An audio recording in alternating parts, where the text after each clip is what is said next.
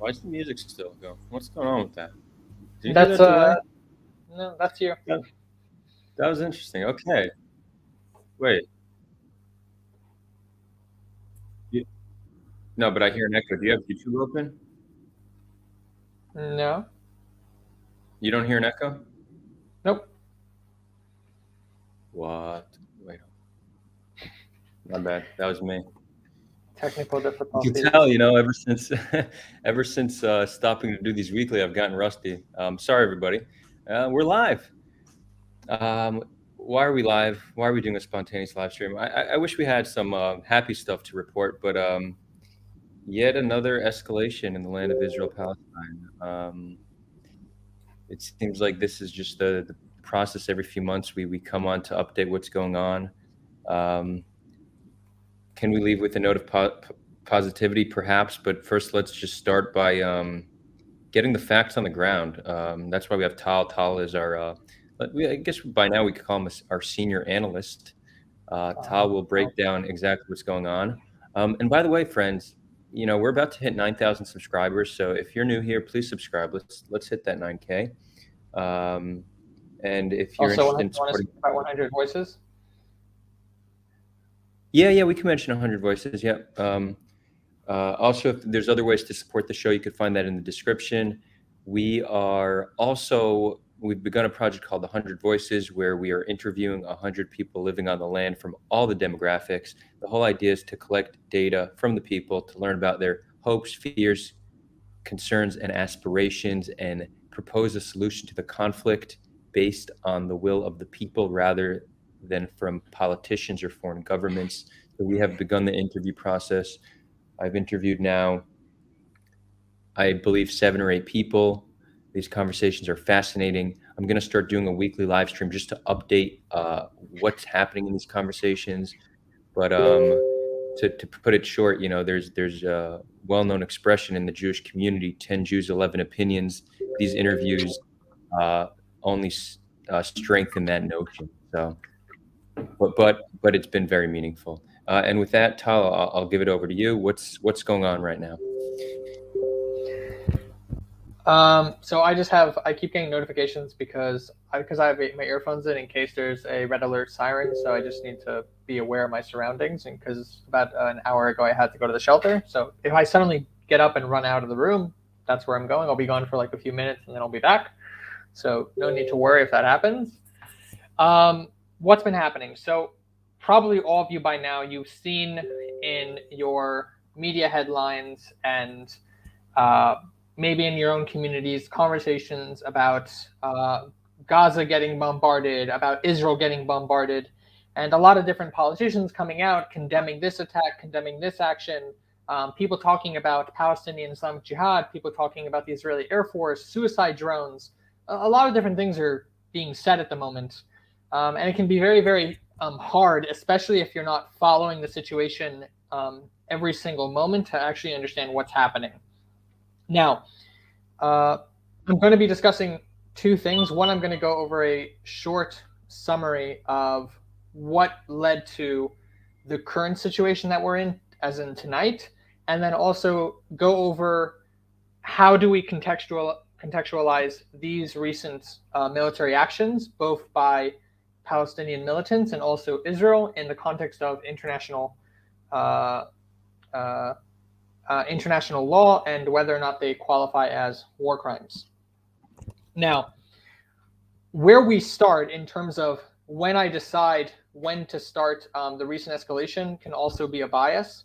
And so, you can start, there are people who start every single discussion saying it started 100 years ago, and people say, no, it only started from the recent escalation. So I think a good place to put the recent escalation was the death of a very senior Palestinian member of the Palestinian Islamic Jihad named Adar, I think his name was. He was a senior PIG member. PIG means Palestinian Islamic Jihad. He was on an 86-day-long hunger strike where he refused medical treatment. He was detained by Israeli authorities. He wasn't properly charged. He was detained at the time.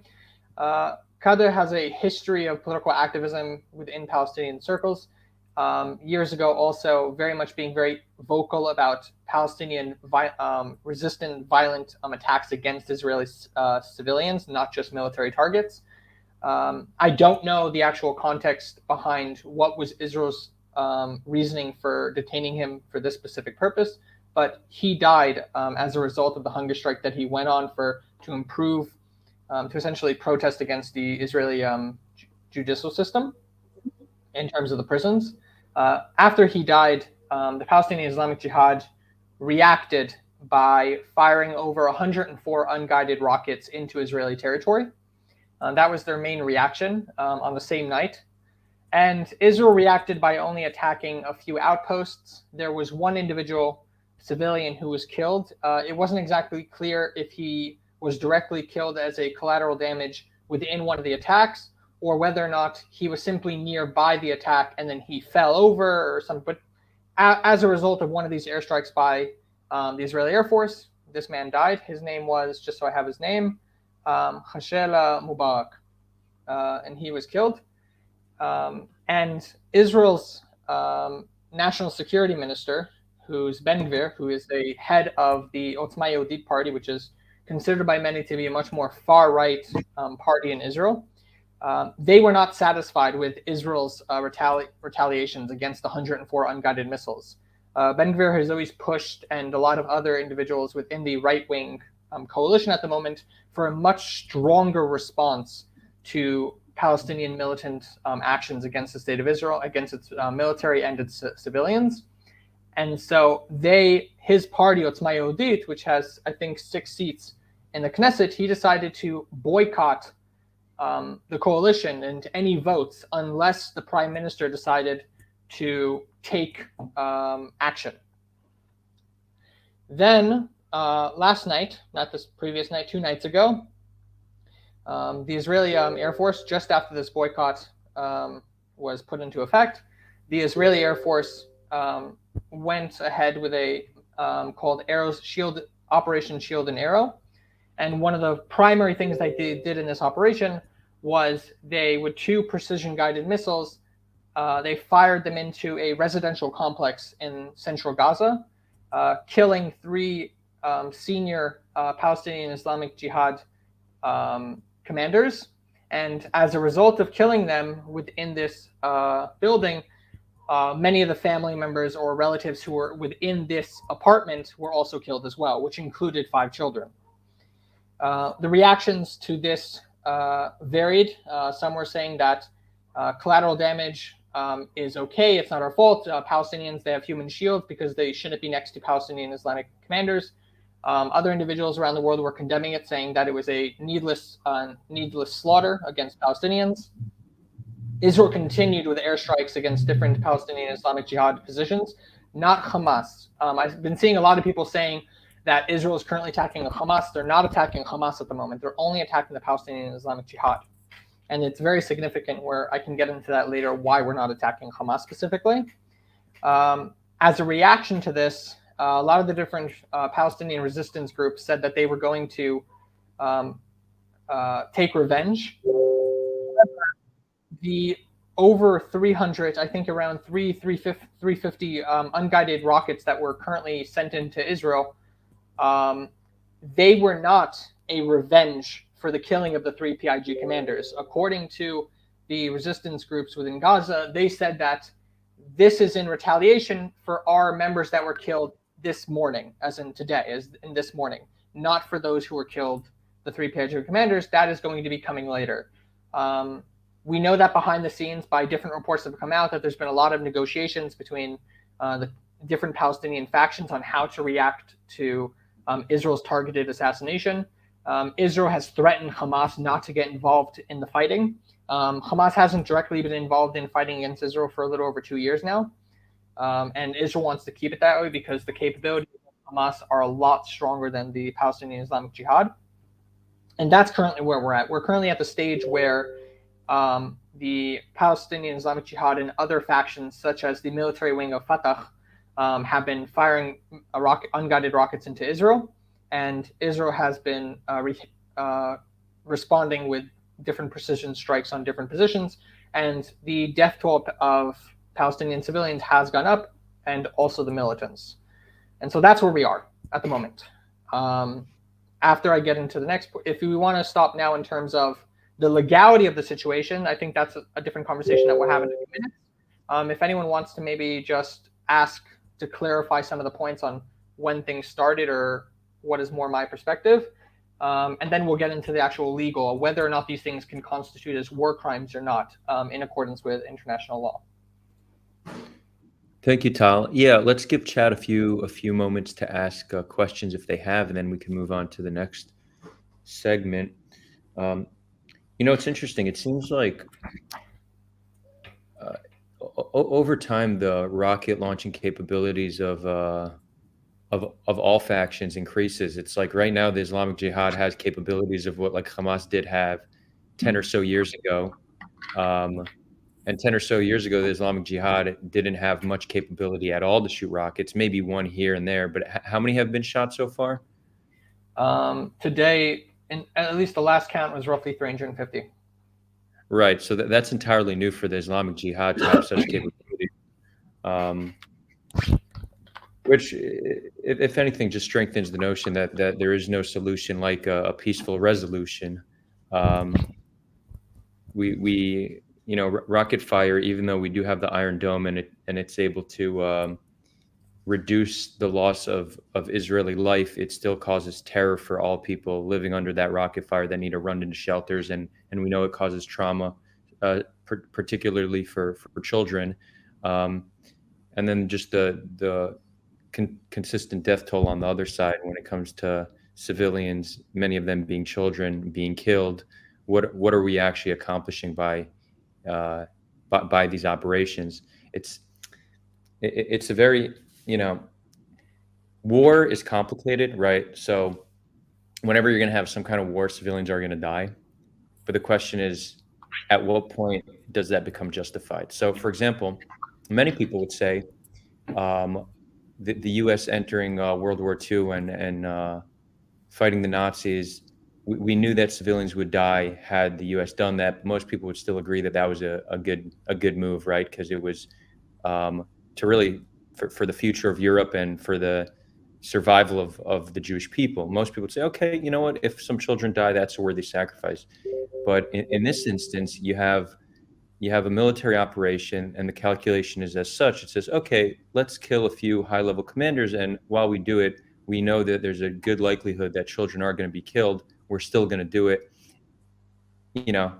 Many Israelis are going to disagree with me on this point, and many people who are in conflict with another population would disagree with this point. But generally speaking, if the threat isn't immediate and if it's not existential, then the calculation of killing children, you probably should be a little bit more careful and rather keep terrorist operatives alive than have children be killed. That's at least my take on it. Have you seen a question you want to take? They're more just things to clarify, because some of the questions are clarifications. One question was, isn't Zionism apartheidism, though? Zionism is more of a belief of Jews being able to come back to an ancestral homeland, which is described as the land of Israel, which is currently what the state of Israel is. That's the main notion. There's different types of Zionism. There's political Zionism. There's more military, like militia type Zionism. And then apartheid is a system of government. So they don't have to they're not inherently connected, but they can connect, like any type of ism. The second thing is regarding how would the Iron Dome do against hypersonic missiles. The Iron Dome is not supposed to take down hypersonic missiles. There are other Israeli defense systems that are meant for taking on ballistic missiles, hypersonic missiles, this type of stuff. The Iron Dome is only really capable of taking on much smaller rockets that Hamas and sometimes qualifiers. If I recall correctly, there's the Iron Dome, which is for short-range missiles, and then you have the Patriot. You have the Patriot, the David Sling, the Magic and then the Wand. Arrow is for. I think the Arrow is for ballistic Arrow missiles. 3. The Arrow 3, yeah. Thankfully, we've never had to use that, and hopefully never do. But anyways. Yeah. You can continue, Tal. Okay, so Adar brought up the things about the morality of a situation in terms of war, when you attack, when you don't attack. I've been seeing on social media a lot of human rights lawyers, a lot of different individuals talking about war crimes, not war crimes, justified, not justified. Um, I think that in general, whenever civilians or innocent people have to die, it's a tragedy and should never happen, and we have to avoid it at all costs. When what I'm saying from here on out is simply in regard to international law, whether or not under international law it can be interpreted as a legitimate and justified action, irrespective of it, whether or not it's an immoral action. Because essentially, what I'm saying is there are circumstances where it's justified to kill innocent people. Now, the first misconception that we have about international law is that you're not allowed to kill innocent people. That's not true in international law. The issue in international law is you are not allowed to deliberately target um, innocent people, but they can be collateral damage. Now, how do we define when they are collateral damage and when they are not the immediate victim? So let's take the situation. This is, I went into more depth about this on a few threads that I made on Twitter discussing the international law and the airstrikes as well as the rocket barrages. But first, we'll start with the airstrikes and kind of a condensed understanding. Let's just say, so the Israeli Air Force decided to launch two guided missiles into an apartment complex, killing 3 senior Palestinian Islamic Jihad members. Now, in order for this attack to have been justified, it needs to be proportionate to the military advantage that it would have had. And so, if there is intelligence that exists that can showcase that if these Palestinian commanders were not killed at this moment, and there was no other time in the immediate future to kill them without causing more civilian casualties, and in doing this attack, we were able to save a lot more lives, then by international law, it is justified and it is not a war crime. However, if Israel committed this attack for political reasons, as in simply to gain support by the Otzma Yehudit coalition and to make them happy and come back into the party and to not boycott, and if this was simply done as a sort of retaliation of revenge, then it wouldn't be justified under international law and it would be considered a war crime. I go into a little bit more detail, the exact articles and additional protocols where this is actually written. You can find it on my Twitter. Now, in regard to rocket barrages from Palestinian factions. Real quick, Tal. Yeah, of course. Real quick, thanks for breaking that down, but it's nearly impossible to actually conclude based on that criteria, right? You can't know what future harm an operative is going to cause if they are kept alive. That's one. B, you don't know how quickly they would be replaced, and if it would even make a difference, if it would even make a difference to kill them. And C, one thing that is often not taken into consideration is how the deaths of civilians further radicalize the population, increasing recruitment for these factions, right? So like, you're going out of international law at this point. That's the thing. This isn't considered international law. Right. Well, with that last point, and then with that last point, that's true. That's like a different factor worth considering, but I understand it's not considered under international law. And another point is you can't know the motive of Israel, how much it has to do with like politics, and if it's just to appease Ben-Gvir's party, or if there's like some other motive for like some strategic benefit, right? So for example, this type of those international lawyers concluding something, right? Of course. So in order for this to really be, if this was then brought to an international court, or to any court in terms of trying to quantify whether or not this was a war crime, they would need to showcase the evidence, and the evidence essentially would be dictating whether or not this was necessary or not. But yes, I do agree with you that in general, even if by the standards of international law it's legal, the question is, in long term, does this actually make a difference? Because time and time again, every single time that Israel has gone and killed a Palestinian militant leader, it's only resulted in a lot more violence towards Israel later on. When we killed the leader of Hamas, when we killed the bomb maker, who the individual, the engineer who was in charge of making suicide, we weren't. There was like a deal that they said don't kill our suicide bomb maker, and then we killed him anyways. And then a lot more attacks started happening against Israel. And so there's always that payoff about, is it really worth it to be killing these individuals, because they will be replaced at the end of the day.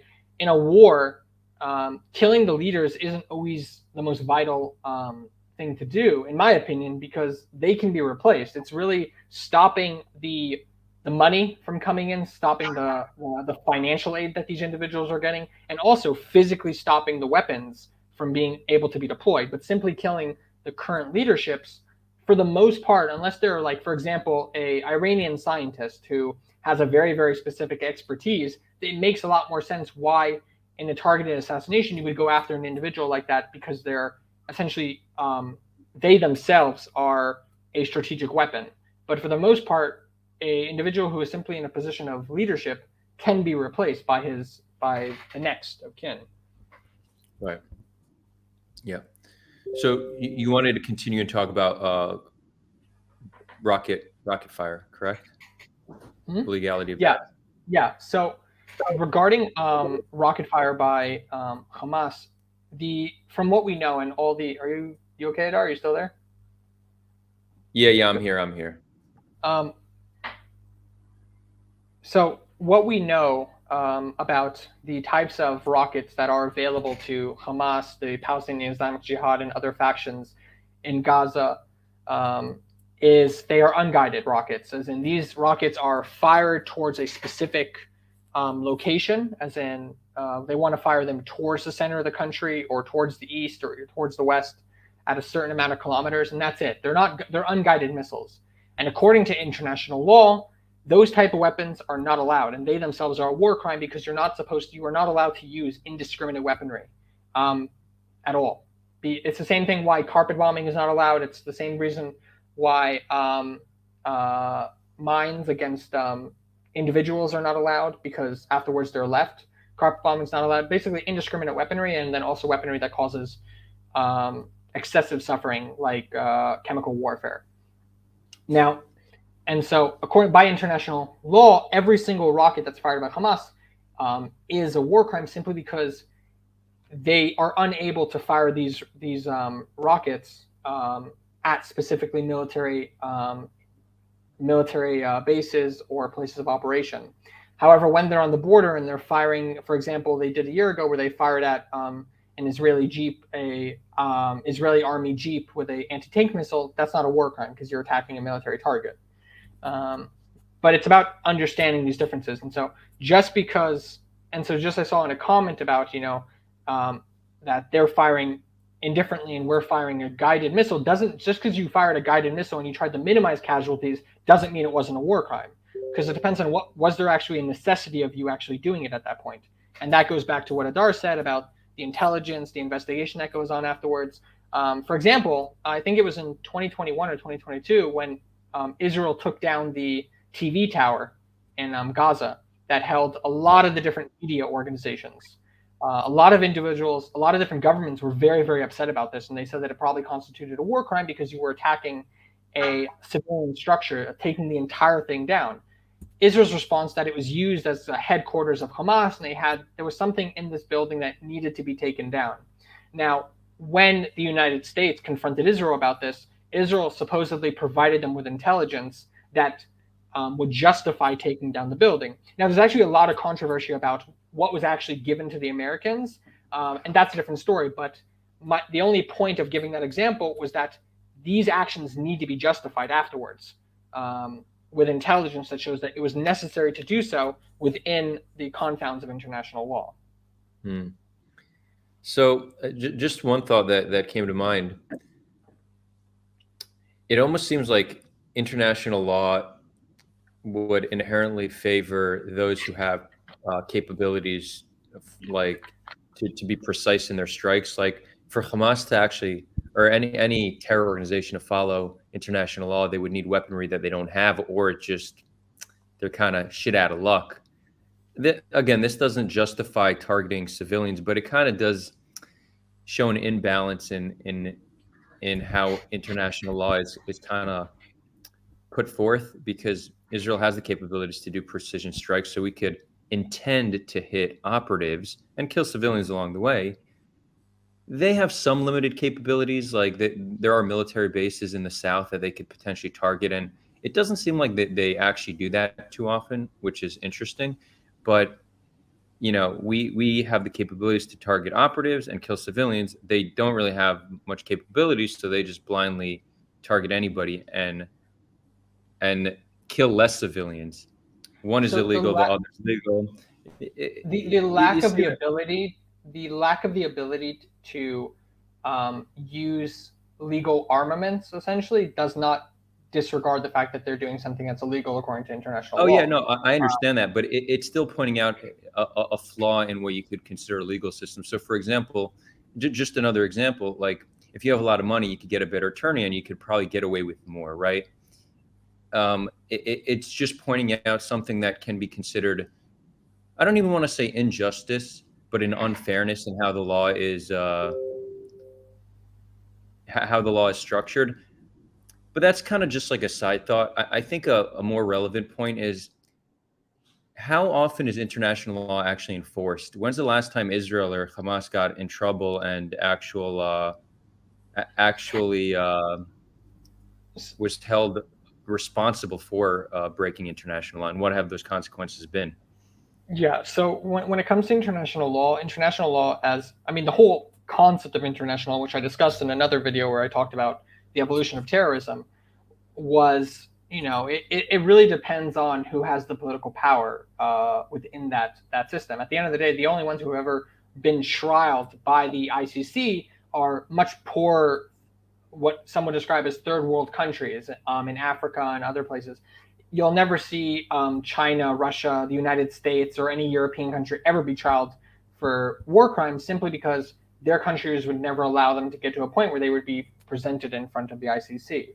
I think that the whole point of the international law, and this is something I discussed in terms of war crimes, is it's something that we should strive to. I don't think that in practicality the UN can really do much against a individual country's sovereignty and to have the world suddenly have the ability to trial the soldiers of another country which they're not a part of. But I think that international law is something that every country and its soldiers should strive towards, because the issue that we had thousands of years ago, when every single religion or every single tribe and culture had a different set of rules of war, is there was no agreement, and the battlefield was complete chaos, because while one side wouldn't commit indiscriminate, let's just say, bombing campaigns, the other side would, and so there was no agreement on what to do. But Right. international law gives us the ability to strive for a common decency on the battlefield, of trying to mitigate the amount of people that need to be harmed. It's not perfect, and war Yeah. isn't this easy thing of black and white on when is something okay and when is something not okay. For example, Justin said in the chat that what happens if he said that in the World Trade Center, the CIA had an office on the 25th floor of the 7 World Trade Center building. And so does that make it a legitimate military target?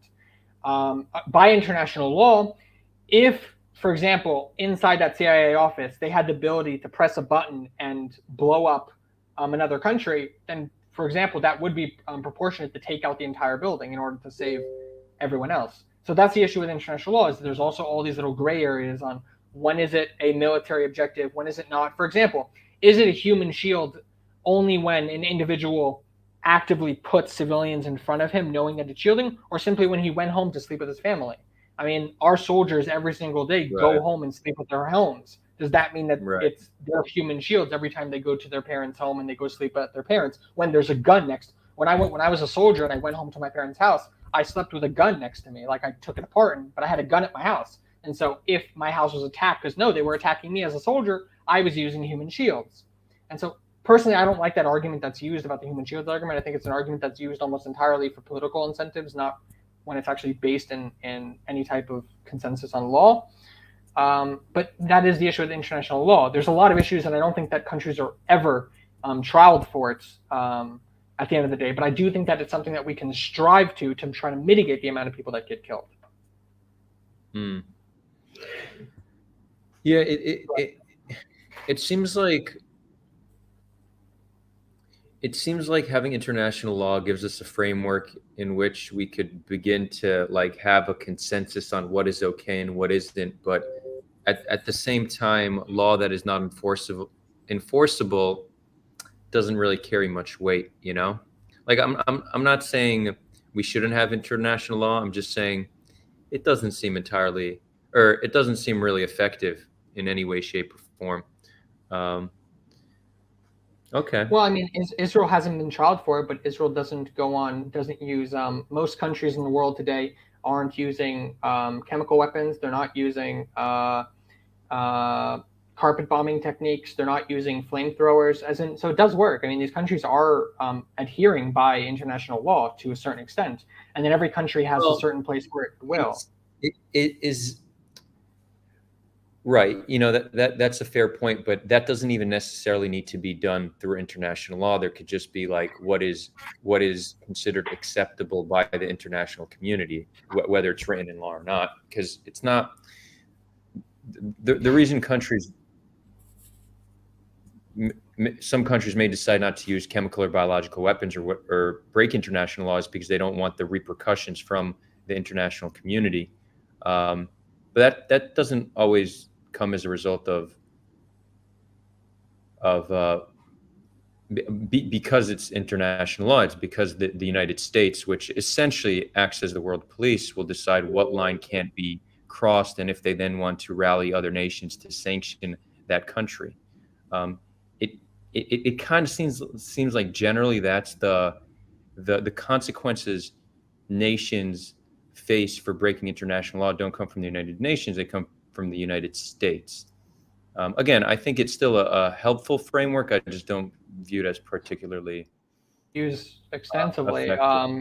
And there's Yeah, also a lot of ways around it, as someone mentioned in the chat about Gitmo, like Guantanamo Bay. I mean, the whole point of it was that you're not allowed. There were regulations based on the Geneva Conventions about how to treat prisoners of war. And so what the United States did is they essentially said, oh, this is only in relation to our sovereignty and where we control. So we just simply removed the prison from our territory. So now we can do anything. And so there's also those right. things when there's different loopholes and that things are taken advantage of. The point is that it's not perfect. I don't think that unless you have essentially a globalist society and a unitary world where we're all under the one government, like a one government society, international law will never be the same standard as the laws of a nation itself. This is also a big issue in international law, as in there are intergovernment conflicts that are happening within the state, and then there are conflicts happening between different countries. Sorry about that. You all good? Yeah, I'm here. Okay. I didn't. I was having an audio issue. Look, I do want to. I want to do audience questions, and let's see if anybody else wants to hop on. What do you say, Ta? We turn it into a call-in show? Yeah, because that never Yeah, what goes happened bad. that one time when we dropped the link and we started getting all these random people had no connection at all to the conflict? That one dude was wearing a mask and putting on deodorant mid. Do you remember that? It was a weird. Yeah, you just never know what. Yeah. Okay. Well, let's see what we get this time around. I want to. We got a super sticker. Wilfredo Mendez, thanks for the sticker. $2, very much appreciated. We try to answer all questions, but we do prioritize super chats and super stickers. I dropped the link if anybody wants to join on stream, and if you want to ask questions, just drop it in the chat. Let's talk a minute. First of all, Tal, thanks for the breakdown on international law. It's never been something that's been super interesting for me. I've always kind of liked to look at things more on like, is it moral, and then is it effective? And is it effective is what occupies most of my thought. And you know, the case could be made that killing operatives in Gaza and blowing up missile silos reduces the capabilities of these organizations from attacking Israel and may potentially save lives, right? That's the case. But that's an assumption of what may happen based on these attacks. Let's talk about what we know for a fact happens. We know civilians get killed. We know that support for Hamas and these organizations increase when Israel attacks. We know not this is support for them increases within Gaza and internationally. And we know that after these attacks, then Hamas receives greater funding and can just rebuild. And we see that they are rebuilding stronger from year to year. Um, and not to mention, with each civilian killed, you further radicalize a population whom we're meant to make peace with, right? So there's a there's an assumption of what may happen if you do these attacks, but there's a whole lot what we know does happen. And when you kind of weigh that out, it seems like it's it's not only largely ineffective, it's entirely counterproductive and doesn't really make much rational sense. So the question is, why do they do it? Well, one of the reasons is actually simple and sad. It comes down to it's what the people expect. When any population gets attacked, the expectation is that your government will protect you. And we have this innate tendency to retaliate, tit for tat. It's actually wired in our DNA. So could you imagine if rockets were fired on Israel and then the prime minister would say, you know what, we're not going to strike back. We're going to take a long-term approach where we try to find a peaceful resolution, and maybe we'll drop leaflets over Gaza, not to tell them to leave their homes so we could bomb them, but to inform them of what Hamas is doing to us, and that, you know, maybe the consequence will be we don't let any, we stop all imports into Gaza for the next week. And this is like a more peaceful punishment, right? Like instead of an attack with missiles, we try to change public sentiment about Hamas by educating the Palestinian population. It's just like Yeah, a but then creative there's other solution. issues, and I, as a Palestinian from Gaza, don't want to be educated from the individuals who have been responsible for a lot of my friends being killed. So I mean, that's the thing is you run into a lot of issues with this. Exactly. So this will need to be a long-term approach. It will need to be after many years of not us not striking back and not having airstrikes. It's like a long-term solution to slowly show that this rocket fire is actually is targeting Jewish civilians. We refuse to strike back because we don't want to kill Palestinian civilians, but we do need to retaliate in some way. So we're going to stop. We're going to close down the borders and not let goods come in, which affect the economy. We're sorry we have to do this, but you know, if you have an issue with this, take this up with Hamas, who are shooting rockets on our civilians, right? Let's just say that approach, and we could be creative and come up with endless other approaches on how to deal with rocket fire in a way that's more sophisticated, more long-term, and potentially way more effective. That would essentially be political suicide for any politician who would attempt that, because the expectation of the population is immediate and aggressive retaliation. And this isn't only true with the Israeli mentality, who is quite militant compared to like a global population. But let's give just another example. You had 70% of U.S. citizens support the war in Iraq, based on what? The fact that they might have WMDs that might threat U.S. allies, and still with the right amount of media propaganda, 70+% of Americans agreed to that war. Well, imagine if Iraq was shooting rockets on the U.S., what percentage would actually agree to some form of retaliation? So getting a population to agree to retaliate for their own safety, it's not hard to do. And when that's the expectation of the population, then it's hard to see a situation where politicians aren't going to do that. So we're stuck in a tricky situation where we're constantly doing a counterproductive response to rocket fire. But even if politicians and military personnel would understand that it's counterproductive, there's no political will to do anything about it, because it would be political suicide.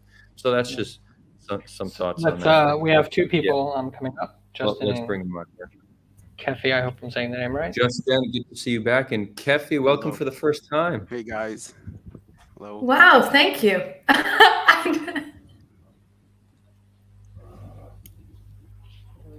Cool. We She's have a little delay kind of a on. connection. There's a little delay on her, right?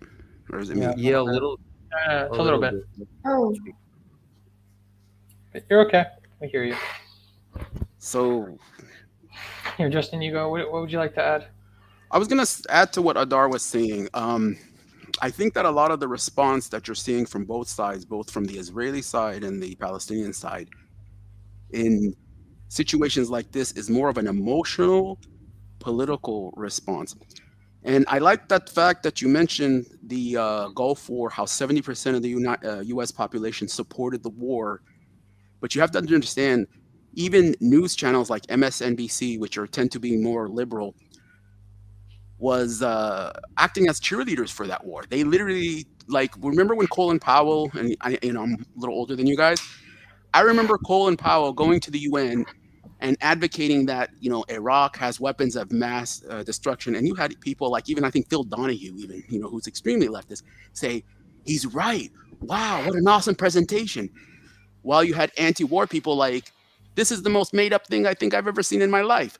And the thing is that how this is applicable to this current situation is that we don't have leadership, both on the Israeli side or the Palestinian side, or a media that's basically able to stand up and say it. I mean, if you looked at Ben Gvir yesterday, he looked like he walked out of a buffet.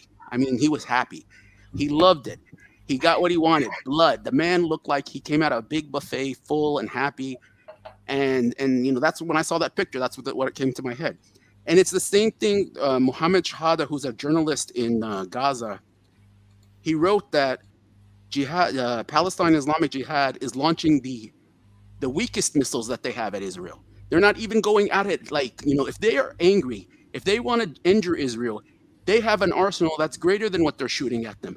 But you see, they're doing just enough to get the political attention, but they're doing as little as possible because they want to maintain their weapons. They want to maintain their position, their power. And this is what we call half-ass. This is a half-ass war on both sides that is simply done to satisfy the political agenda for certain people on both sides. And it's, that's why I think it's sickening. It's more important to focus on this in international law, because international law, we can argue back and forth. But is bombing the solution? Because if bombing Gaza was the solution for security for Israel, then this should have been solved 20 years ago. Yeah, I tend to agree with that. I would say, though, like, one counter that I hear people say is bombing is a solution. It's not the ultimate solution. It won't solve the problem. But if we don't bomb, then the situation would be worse. And it's just impossible to know if that's true or not, right? It But seems, based on what we know, that it's but I net think that negative. but Bombing I is think net the evidence negative. is against that. And I'll Yeah, tell you why. I tend to agree. But proponents of the bombing, this is what they say. They say it's not an ultimate solution, but if we don't, we'll just have more bloodshed, more Jewish lives Mhm. lost. That's generally the narrative. But can I tell you something? Look at Hamas right now. Why is Hamas out of the loop of this battle? Specifically because after the conflict in 2021, Hamas was promised. They were promised money. They were promised stability, and even the people of Gaza were opposed to that involvement. Now that you have tens of thousands, I think it's like 15,000 work permits that were issued to people in Gaza. Now that you have actually more money coming into Gaza, while the PA meanwhile is not getting money because it's being withheld by Israel. These are these are things that are these are things that are indicating that these actions are helping bring more stability to Gaza, less violence from Gaza. And it's even in the West Bank. If you look at the patterns in the West Bank, the more militarism, the more attack, the more you get hostility. So, in a sense, we do have that evidence, and I think we can look at it from a historical pattern and see that. What is your perspective, Kefi? I agree with Justin from the perspective of feeling like I'm sure many do that we don't know enough. And I think it's always the hardest position of I'm based in Netherlands, and I'm not in Israel-Palestine right now, certainly not in Gaza. And I think my perspective is I'm especially after what you said, Tal, about whether this can be justified as necessary or not, as part of political tactic or not. My perspective is that this is absolutely the most unsustainable way of convincing another group of people that we belong here. Because I think it, not only will you never gain support, because it will continue this oppressed oppressor approach, but if Israel and Israeli people are kind of ever going to be able to move from a more militaristic sense of security to a security of more of a normative security, right? So rather than relying on kind of the realist approach of feeling secure based on strong and robust military expression, to that of knowing that your normative and so by peaceful abilities are strong enough, there needs to be alternative ways of approaching this. Because first of all, I also feel like Israeli and Jewish and kind of diasporic Jewish media is not talking about lives lost in Gaza enough. And I understand, but I also find it difficult as an Israeli diasporic Jew that my Palestinian friends don't see or value the fact that people I love are also in shelters. And I think the only way we change this is by changing this militaristic structure. Thanks for that, Kefi. That was a successful first appearance on Sulha, so thank you for that. It's always a worry. You never know what people are going to say when they come on. So it's like you got to hope. But we know, Kefi, Yeah. you know. I'm so impressed by your explanation, Tal, and your addition to that. That I was listening, I was like learning so much, and I was like, wow, so nice that this is being live streamed. Yeah, and Justin as well, also always coming with Yeah. a good perspective. Yeah, for sure. We got a dream team right here. Look, Yeah, nobody real with a quick. knife for a mask. Right, that's true. Look, this is a little off topic, but my mom just sent me a WhatsApp, and she said that my grandma's watching right now. So, Hi, Granny. Safta, I love you. I'm glad that you're watching, and I miss you. Okay, we How could get sweet. back on Very sweet. track. Yeah. Very nice. But it also, something I was going to add, Justin, when you were talking about, is I remember after the initial strike by the IDF, and it felt less of Palestinians wanting, even Israelis wanting or awaiting a response, but kind of like very bloodthirsty for it. Like they want war, they want to fight, they want to go at it, and that's not a mindset that we should be having. As in, if we need to get to a point where we need to end someone else's life, no matter what they've done, then we have to do that. But the point is, I don't think something that I've always had in terms of war is that I always hate that war, whenever it's talked about maybe going to war, it's done so nonchalantly. Like it's not this horrific thing that needs to occur. It should always be seen as a last resort, the most horrific thing. You should look back on it and always think about how horrible it was that you had to go to war, because it always ends in so much suffering. It's a revenge mentality that's probably, I think, one of the greatest things to overcome in our cultures, and it's probably, I think, like really one of our biggest obstacles to ever moving forward. Our revenge mentality is it's crazy. There's no forgiveness. There's no saying, okay, what happened, let's move forward. And it's hello kitty, and we just and this is the thing. But I do want to say, like, I am in contact with people in Gaza every day. I speak to our Palestinian brothers and sisters there daily, and it's interesting. You don't. What are their perspectives? Their perspectives is that, of course, they it's weird because they see the attack, and the attack immediately kind of brings out the angry, like, God damn them, they're doing this and blah blah blah.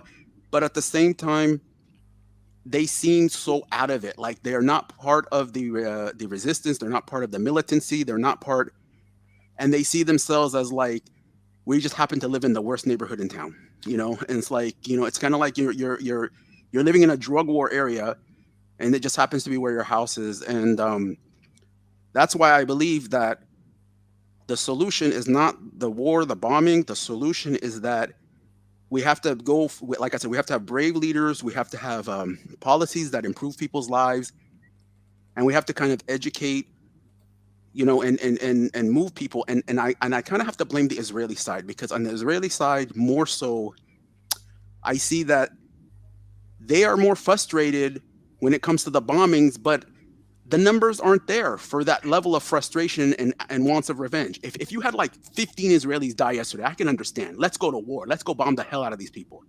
But this hysteria that I see is not, how should I say, doesn't fit the situation. And I know you might say, well, you know, you're not the one running to a bomb shelter, blah, blah, blah. Well, at least, you know, you have bomb shelters to run to. You can say that. But the thing is that this hysteria, this whole attitude of revenge, you know, Israel is a strong country, a country that, you know, you have an Iron Dome. You know, here's a proposal. Why not have both sides an Iron Dome? Then this way you can shoot as many missiles as you want, and everyone can shoot them up in the sky, so innocent civilians don't die. So we could say, hey, I'm firing missiles at you, you're firing missiles at me. Nobody gets hurt, and everybody gets satisfied. Is that a good solution? Well, the whole thing is that this was something that was brought up about the Iron Dome. I forgot who brought it up, but it was laughed off. But there was actually, I think, a much more really interesting take about it, was that the Iron Dome allows for Israel not to have to take any really extreme measures against Gaza. Because if you had Hamas firing sometimes hundreds of indiscriminate rockets at Israel, and every single one of them was hitting, then you would have a lot of casualties, and the response by Israel would be forced by the public to be a lot more extreme, and we would have a lot more civilians. And so what the Iron Dome allows for Israel to do is just have it perpetuate, kind of like just stay in the status quo. The Iron Dome allows for a status quo. Not saying it should be removed because it saves lives in any type of measure, but I would say a consequence of the Iron Dome is that it allows for the status quo with Gaza to continue and it to not advance to any better stage. The only problem is that these silly events, you know, on the Palestinian side, they're just so much destructive for them. And this is the thing, and it's the problem on being in the weaker side, is that if they just hit a building or a military target or an empty building, that's one thing. Or if they hit a field, that's one thing. But you know, when you hit an apartment where children are sleeping and you know, families and stuff, it just takes it to another level. And again, it's going to you know, if it was strategic, if it would solve the problem, then I would say, okay, sacrifice a few civilians. But it doesn't result. It doesn't achieve the objective. And I think that's where it needs to be focused. Is bombing. Are these bombings? Are these targeted killings that hurt civilians, that destroy infrastructure? Are they going to lead? And here's the thing: look at missiles from 10 years ago or 15 years ago, and look at the ones today. They're only going to get more advanced, they're only going to get more precise, and they're only going to get bigger and stronger. So the question is, in 15 years from now, when we're all a little older, these bombs are going to get bigger, more targeted, more sophisticated, then what? So I would say to that, like the easiest thing is that simply Israel would also develop more technological, and then it's about keeping the status quo and not changing what's currently going on with Gaza. I mean, if I can add something, I was just thinking after your words, Justin, and of course we are sending a lot of love to everyone in Gaza and all those in Israel who are being affected right now, because it feels really hard. I was just thinking, if as you said earlier, Tal, if the purpose of this bombing, of this strike, is to take out the PIJ or leaders in the PIJ, and we know that Palestinian nationalism is as strong as Israeli nationalism, is as strong as any cultural ethno group who's fighting for their own determination and the perception of their freedom. Then what I don't understand is, how does the idea of killing how does the idea of killing or killing these leaders mean that this will have any impact on the next 10 to 15 years? Because new people will come, and you're just feeding a machine of resentment and hate. And that's what I don't understand, how this strike makes any sense.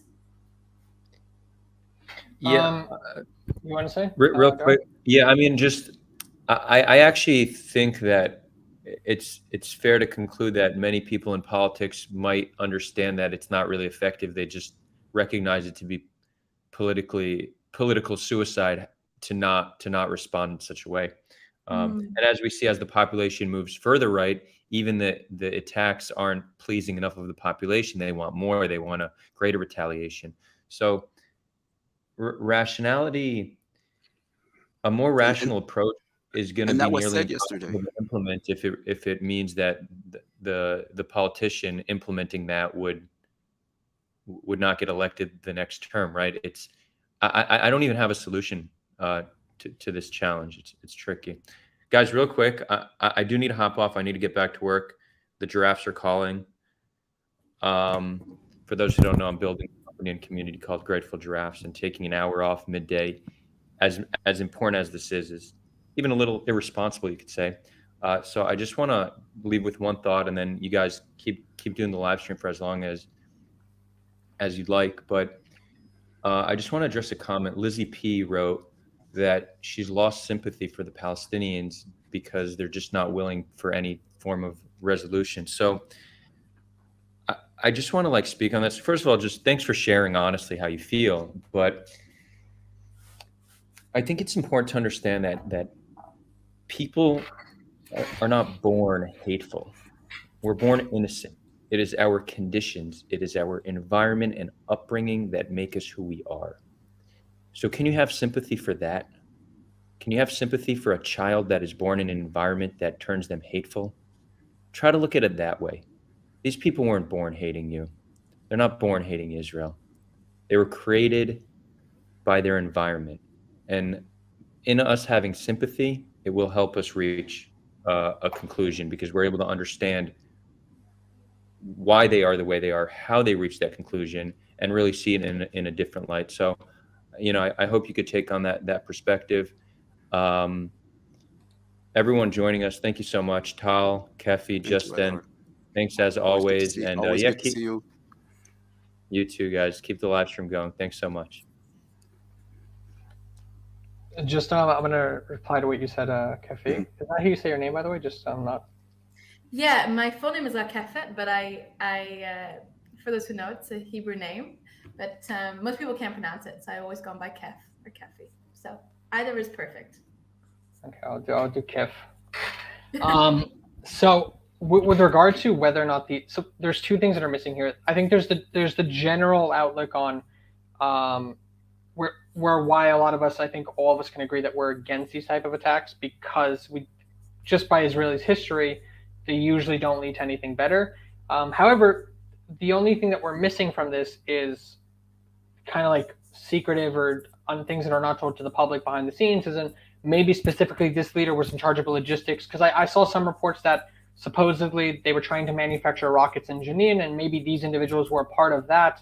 And so there is also that issue that sometimes there actually can be a case for killing these leaders because they specifically and no one else can replace them for the exact same position. But the problem is that there's always going to be a level. I mean, you have to form opinion no matter what because you'll never know everything.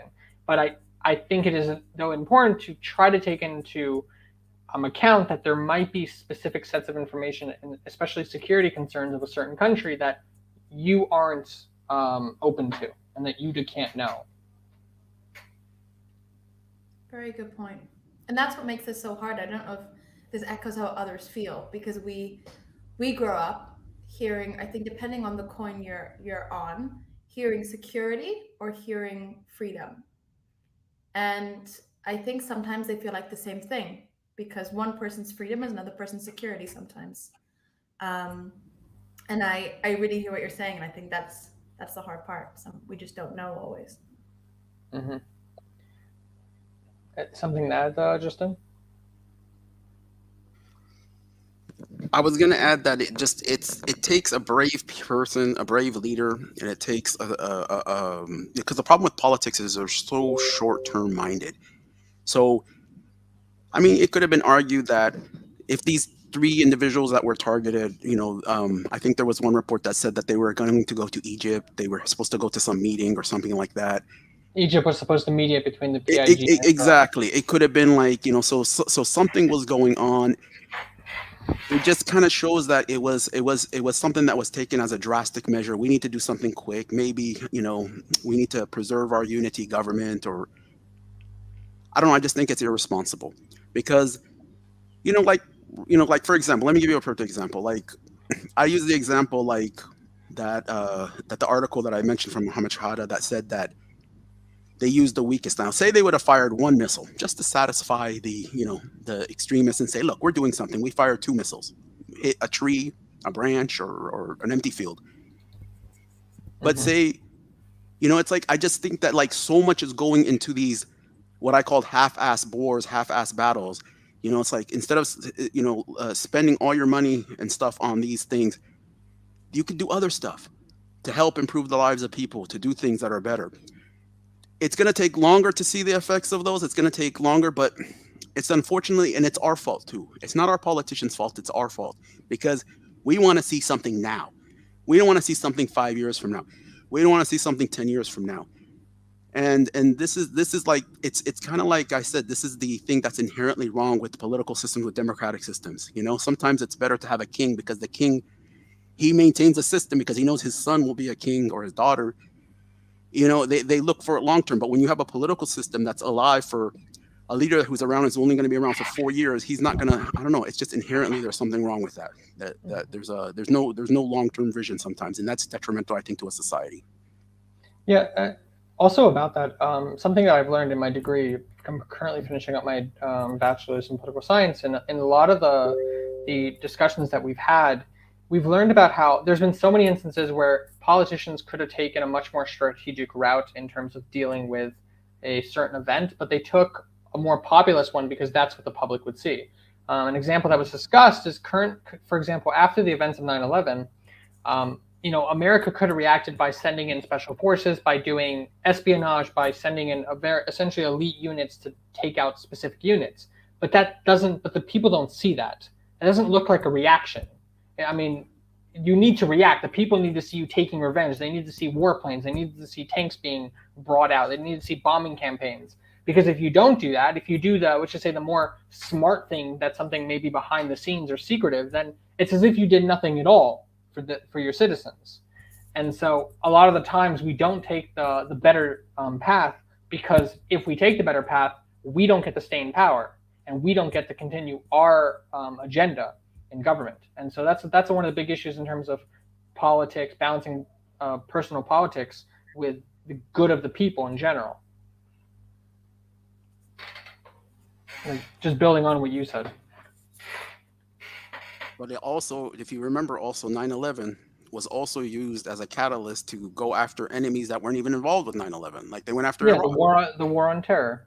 I mean, Iraq had absolutely, in fact, the opposite. Iraq was actually very against the people who committed 9/11. I mean, they were actually, I mean, it it was used as a scapegoat. It was used as a reason, and things like that. But again, it's and that's why I say that like media also plays an important role because I mean, the media during the Gulf War was literally a cheerleader for the president and his war. They literally were the cheerleaders. It was unbelievable. Like people were watching, and it was almost like we have to. There was almost a fear from the media that if we do like what we did in Vietnam, where the media was really against the Vietnam War. I mean, even military people will say we didn't lose the war in Vietnam. We lost the public relations campaign. That's what lost us the war. And so it's kind of like that situation as well. So, and again, this is why we say we have to kind of blame ourselves. We have to have our media, our information, and things like that really have to kind of look at this and kind of tell the story. We're not all smart political science students like Tal here. We're sometimes simple people. and and we need to be kind of like spoken to in a certain language to understand what the situation is. Hmm. I think though, you want to say, Karen?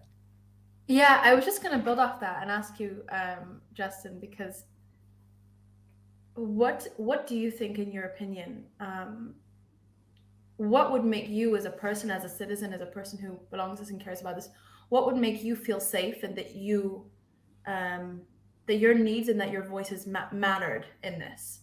Like, what issues would need to be addressed? Because I agree that so much of this approach, being in a democratic, arguably elitist society, is the fact that decisions are made for us and then things trickle down and we have propaganda and we believe them because of collective memory and whatnot. Um, but how can we create other ways of feeling, yeah, safe, and that our needs are met without seeing planes flying ahead or immediate reactions? That's a good question, and I think it comes down to that the that the result of anything or the consequences of something shouldn't be so deadly. I think that if a radical group, like, say, let me give you a perfect example. Let's flip everything around. Let's say that it was an extremist Israeli group committed an act against Palestinians, and it resulted in the death of an important Israeli person who happened, I don't know, or a typical Israel, say a settler leader. Now, it would be expected. I'm sorry, an important Palestinian person. I'm flipping it around. So, would you expect the Palestinian like to use such deadly force against Israeli society or even on Israeli territory? It wouldn't. So, I think that there has to be kind of a balance. Like, for example, because these type of events, I mean, they're not so deadly for Israel, but they're very deadly to Palestinians. And I think it's because it reminds Palestinians how insecure they are as far as on their land, as far as their lives, and basically how cheap they are. Like, oh my God, you can kill a dozen Palestinians, and it's like, huh, we're just having a political conversation here. But if it was flipped and it was a dozen Israelis that were killed, it's just as tragic, absolutely. But I feel that the value sometimes Palestinians and like me, I feel that like, why are our lives so much cheaper? Why is the death of dozens of Palestinians, and it's not even on the front pages of most places. There's people I talk to like, what? What's going on? But it's almost like that. So what I would like to see is I want to see that if there's a mistake made by Palestinians or a militant group or something, that we find a fair way to go after them, to punish them, to reconcile with them, to change them, just like we do with an Israeli radical group. We have organizations like La Familia, La Hava, the Settlers Youth. These are people who are committing terrorism. But I don't see no armies against them. I don't see missiles being launched at their house. I don't see them leaders being taken out, assassinated. Let's take out some of those leaders. But if it's an organization like PIG or like Hamas or this, we're talking military, Air Force, Iron Domes. We're talking about some of the most strategic weapons in the world, and it's not fair. I think with regard to, for a lot of these different groups within Israel, they're much smaller on scale in terms of, and they're also not seen as an enemy force, but seen as a radical group within Israeli society. Also, they're supported by certain members within the Knesset, so that even makes it worse in terms of fighting against them. But they don't need militants. They don't need militants because they have the army. They have these exactly Ben Gvir and Smotrich and etc. and then power. I mean, it's like no. That's one of the reasons that why it makes a lot more sense when that individuals who are not in control of a country and who are not in positions of power end up joining militancies and resistance groups and stuff like that, because it's a natural thing that's going to happen with when you have a fight between two powers, the weaker power is going to have to take much more drastic measures, which happens in any conflict. There's a comment here. It's saying from Scarlett. It says, "Are you telling Israelis to feel sorry for terrorists who kill a mother and 3 children? LOL." Of course, we're not laughing at that, and we're not asking about that.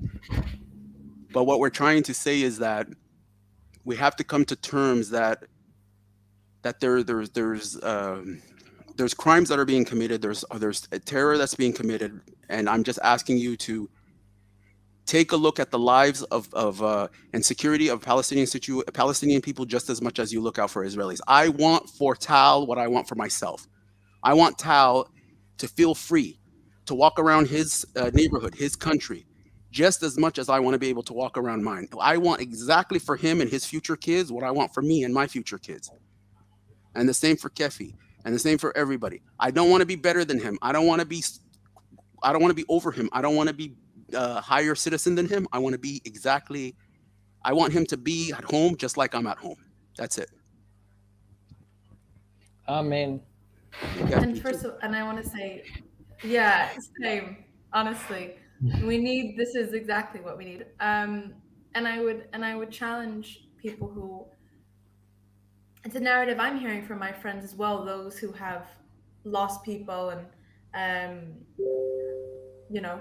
as we all have in this, saying, how can we feel sorry for the other because they hate us so much?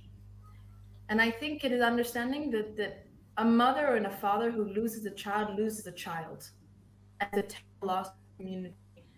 And I feel, echoing what Justin said, that I can really empathize for Palestinians who feel that the world doesn't they feel that the world doesn't care about their loss as much. And I think that we need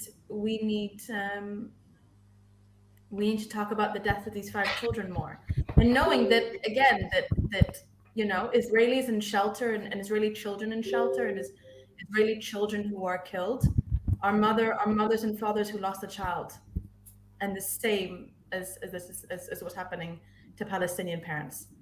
So thank you, Justin. Seriously. Thank you very much. And it's interesting. There's a lot of organizations like that are Israelis. Of course, I always forget when I come to speak here, but pro or against? No, the ones who like the parents of the bereaved. What is it called? The bereaved parent. Oh, what's the name called? Circle for Parent Families. Exactly. I mean, here's the thing, like, some of us that didn't lose like a father or a son or a brother or something, and these are people like one of them was a man who lost his daughter, his 12-year-old daughter, in a bombing. I mean, this is a man who gets up and he can say, like, I'm not angry, I'm not mad, I want to move forward. I mean, I have a kid myself. I can't imagine what I would do if I lost that person. I'd go freaking nuts. But you got to have respect for people like that. So when these people can take this position, this is your humanity. This is the very definition of humanity, that he doesn't turn to anger. And there's many of these people, and they're on the Palestinian side too as well. There are people who say, listen, it happened, but the question is, I don't want to dwell on the past and the tragedy of the past, because not at the expense of the future. We do have our pain. We do have our painful histories. But at the same time, we have to overcome this. We have to overcome this so that we can have a better future. And I know it sounds idealistic, but it's practical. It's really practical, more than idealistic.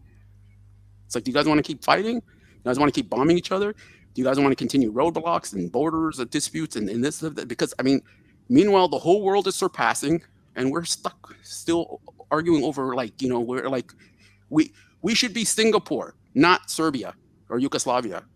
It's like that whole era ended, and everywhere in the world is moving forward, and we're still talking about this 3-4 decades later. It's ridiculous. It's I think the issue with solving it is like even with any type of solution, like when we talk about solutions like federation, 1 state, 2 state, no state, 5 state, whatever. Like, for example, I'm giving a presentation soon on the federation plan for class, and in the final piece of the presentation, I discuss the issues that arise with it. And in every single solution, there's so many different issues that arise, and it makes you like really like annoyed. That's like not little issues, like very much concrete issues that both Israelis and Palestinians would have with these plans. And so this is why, in general, I've always said that like we can't be looking at solutions for the conflict. We have to just be focused on how do we make the current thing better, because I don't want my kids to have to serve in the IDF in the future. I don't want there to be that necessity as there is today. I don't want Palestinians to have that mindset where they believe that they have to now go fight in a resistance against IDF soldiers and against Israelis. This isn't a mindset that we want our next generation to have to grow up with. Just because we grew up with it doesn't mean the next generation. And it's hard in terms of the emotions that we sometimes feel. As I've said in a previous, like I was at the scene of a terror attack in Tel Aviv with my partner. And when we ran away and we got away, I remember the fear I felt for something happening to her and that hatred that I felt towards those individuals. And in general, I felt a very strong hatred for the other side at that event. But it's very hard to put that away and say, like, we can't keep doing the same mistakes. And we have to eventually let go, as hard as it is sometimes, and move forward. And that's kind of the what we talked about before, that like yesterday, for example, I literally had to turn off social media. I had to turn off news and everything because it started to arouse that angry. Like, I don't want to talk to anybody. I don't want to talk to any Israeli. I don't want to talk to anybody. F them all. They're all, this and this. But sometimes, you just need to crawl in your little corner. I don't know, sew or work or drink coffee or whatever you want to drink, and then come back to today, because and then move forward, because and that's kind of like what we mentioned last time. And like I have a friend who works with Roots. He works with Jewish, and remember Ruth. He works with settlers, and he goes on tours with them. And I ask him all the time, how do you do it? And he says sometimes it's tough. Sometimes me and us, we clash, but at the end of the day, we just continue. And I admire that, because seriously, sometimes I'd be like, man, I need a year off, but we can't. We don't have time. No, of course. There's always going to be people that when you're in a live stream that join later, so they didn't see the full context. Just replying to Scarlett, who said, you don't have to hate Palestinians to not feel sorry for a jihadi who got pwned as in got killed. The discussion here is not about the Islamic militant commander that got killed. It's about the civilian casualties that died as well, and whether or not there was actually, was it really necessary at that point to kill this militant at the expense of 5 children dying, being killed in the same exact attack? Because at the end of the day, even if it is justified by a military standpoint and by international law, it doesn't matter for the family members of these 5 kids. It doesn't matter if, for example, let's just say the United States bombed my neighbor because they were an Islamic commander. They were some like military commander, and then my child got killed. I don't care if it was just a collateral damage and it was justified. I'm now then going to want to fight against these people as well. And so that's the thing, isn't it? It's just this endless place of rage and chaos that other individuals are going to feel. Even if the target is legitimate, you have to also think about everyone around who you just created a whole another sector of that generation that's going to hate you as well and want to fight against you in the future, and to an extent be very justified in wanting to. I mean, it's going to be very hard for me to go up to that kid, let's just say in 10 years from now, let's just say one of their cousins, and say like, and when they say like, one of your warplanes is the reason that half my family is dead, and not legitimize them wanting to fight against me.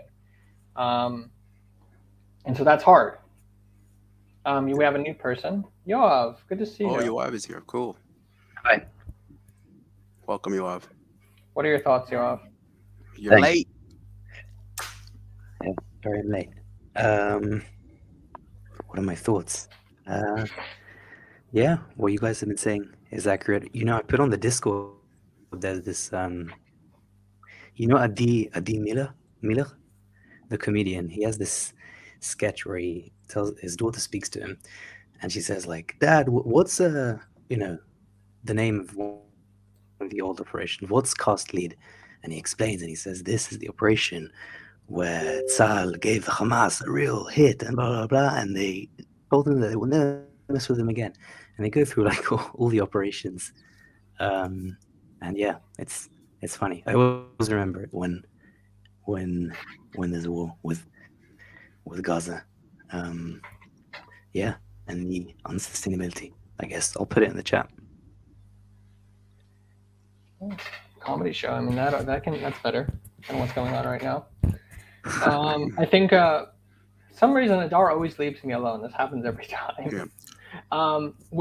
Final remarks about current situation and what something that you'd like to say or that's important for you to get out there. I'm sorry, Yoav, I'm doing this to you, but Sure. Me? Just let me think. Yoav goes first. You'll go last, Yoav. Or I'll sum it up and then I'll close this off. So Justin, Kefi, Yoav, and then me. I was gonna say that down, for me, it's all about the pragmatic end result. And again, if I think that a bombing, that one little bombing, can change everything, then I say, okay, maybe it's worth it. And I'm looking at it from both sides, not necessarily from this, but again, it's like the result is this. And again, like I said, I'm in contact with people in Gaza all day long because I do this online teaching thing with English that I volunteer for people from Gaza and as well as other countries. And I just noticed that it changes their attitude, it changes the way they speak, even though that they do want to see lives better, they want to see things more, how should I say, like more stability in their lives and security in their lives. But it's exactly what Adar said earlier and what you said too, Tal. And I just want to touch on that rather than look at it from an international legal point of view, which can be argued, or a political stuff, in the long term, does this do anybody any good? And I think it doesn't. In fact, I think it makes the situation worse because, again, if bombing could have solved the problem, then we should have easy. Let's bomb the heck out of these places, but it's not going to solve the problem. And in fact, it makes the problem worse. And again, the future, more weapons will be advanced, more people will be joining these militant groups, and it to me makes the situation worse. And this is the reason, not for sympathy, not asking for Israelis to sympathize with militants or the family of militants and stuff, but I'm saying look at it for selfish reasons. This is going to come and hurt us in the future. It's a very practical thing, a very pragmatic way to look at it. Nicely said. Kathy?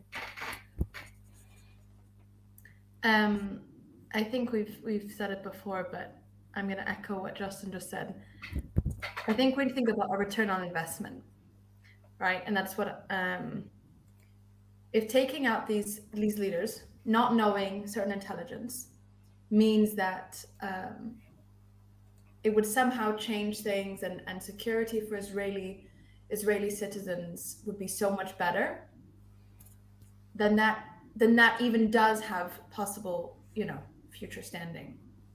But I think that the layers of societal pain it's going to continue to cause means it's a really bad return on investment, so to speak.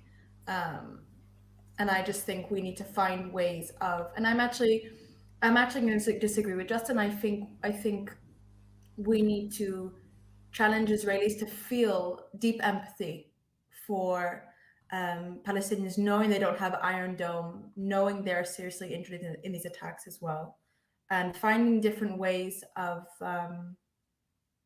perceiving threat and security. So,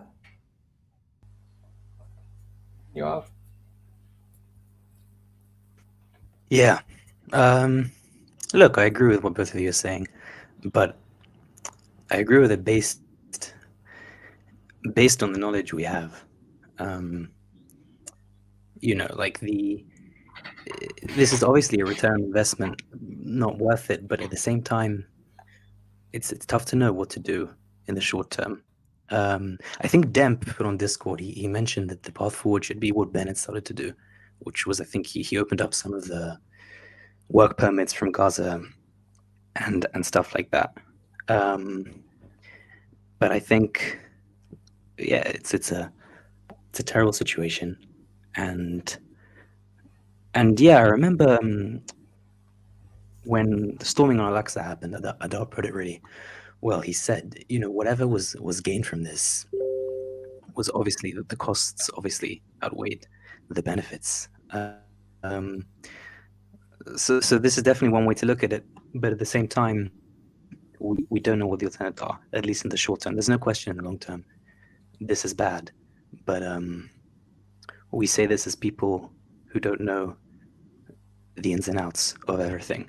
But definitely in the practical long term, something like what Bennett was doing, opening up more work permits and stuff like that, I think is the path forward. And definitely, on balance, again, based on the knowledge we have, which is limited, this type of stuff, the cost-benefit analysis of lay people like us, it's not worth it. But again, we don't know everything. That's all. Agree with that. A few things. So, final remarks is I think everyone else here, Kefi, Justin, and Yoav, have summed up everything that we've discussed here, and they're also their thoughts. Just the final thing is that something that I've always been striving for is that when you see things that are posted, try to understand who's saying it, how they're saying it, what's the context behind this event. And when I say do your research, I don't mean just do a Google search, but for example, if you see people talking about international law, look through and try to understand what international law is. If you see people talking about Palestinian Islamic Jihad, try to understand who they are and what their motives are, or the IDF or any other group. Like, really try to understand who these characters are, who these players are, and what these actions actually are, in order to be better educated on the subject. So when you're talking about it, you can feel like you actually know what you're talking about. In terms of future discussions or live streams, hopefully we don't need to have another live stream about the current situation. Hopefully there's some type of truce that's brokered in the coming hours, and we don't need to have an escalation. In the event that there is, God forbid, an escalation, we will do another discussion and talk about what's currently going on.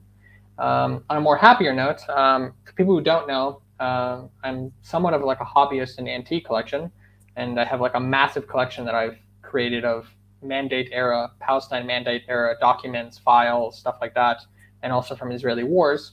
And so I'm currently waiting for a few more items to arrive, and then I'm going to do like this big live stream presenting all of that. So keep the lookout for that. Thank you all for coming. Thank you, Kefi, Thanks, Yoav, Tal. and Justin, Thanks, for Kefi. Nice to meet you. Thank Nice you. to see you, Yoav. Thanks for the everything. and good night. Leila Tov. All right.